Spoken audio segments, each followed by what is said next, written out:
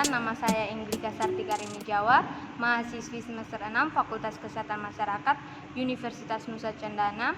Pada video kali ini saya akan menjelaskan tentang penyakit PES dan leptospirosis. Berikut videonya. Pertama-tama kita akan sama-sama belajar tentang PES. Apa sih PES itu? PES juga dikenal sebagai plague adalah penyakit infeksi berbahaya yang disebabkan oleh bakteri Yersinia pestis dan pada umumnya disebarkan melalui perantara kutu yang terdapat pada tikus. Kita tahu bersama bahwa penyebab utama PES ini adalah tikus. Kemudian kita sama-sama belajar tentang bagaimana sih gejala PES itu. Gejala yang pertama adalah PES pada sistem limfatik atau bubonic plague. Nah, gejala infeksi jenis ini ditandai dengan limfadenopati atau pembesaran kelenjar getah bening pada lipat paha, ketiak, atau leher yang berukuran sebesar telur ayam. Nah, gejala yang kedua, PES pada aliran darah atau septicemic plague. Nah, gejala infeksi ini diantaranya adalah nyeri perut, diare, mual, muntah, demam, lemas, perdarahan, syok, serta gangrene. Gejala yang ketiga yaitu PES pada paru-paru atau pneumonic plague. Gejala dapat muncul beberapa jam setelah infeksi yang ditandai dengan batuk darah, sesak napas, mual dan muntah, demam tinggi, pusing, serta tubuh terasa lemas. Nah, kita sudah tahu semua gejalanya. Sekarang kita masuk bagaimana sih cara penularan PES itu.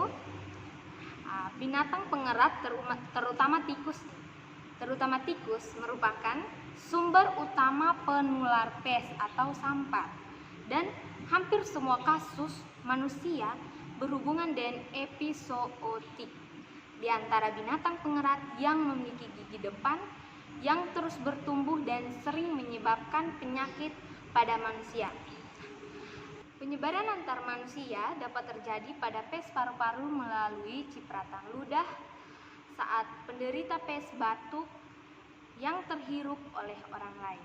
Nah, hewan peliharaan juga dapat terinfeksi melalui gigitan pinjal atau makanan hewan pengerat yang terinfeksi.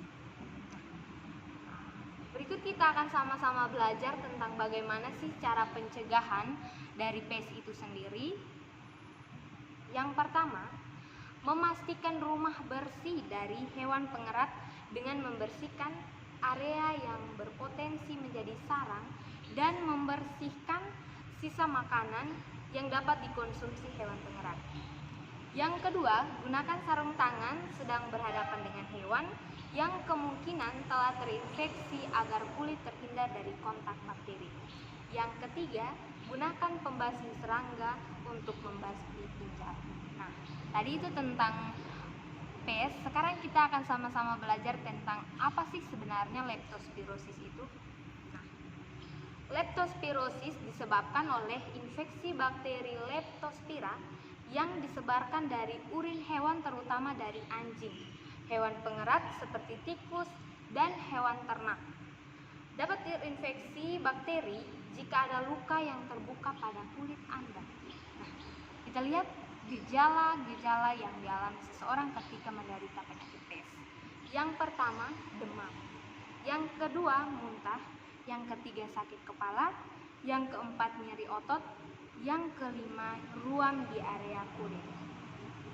Nah, sumber penyebab utamanya itu sama dengan PES, yaitu tikus.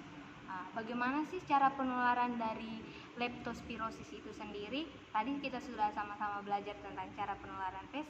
Sekarang kita akan belajar tentang cara penularan leptospirosis.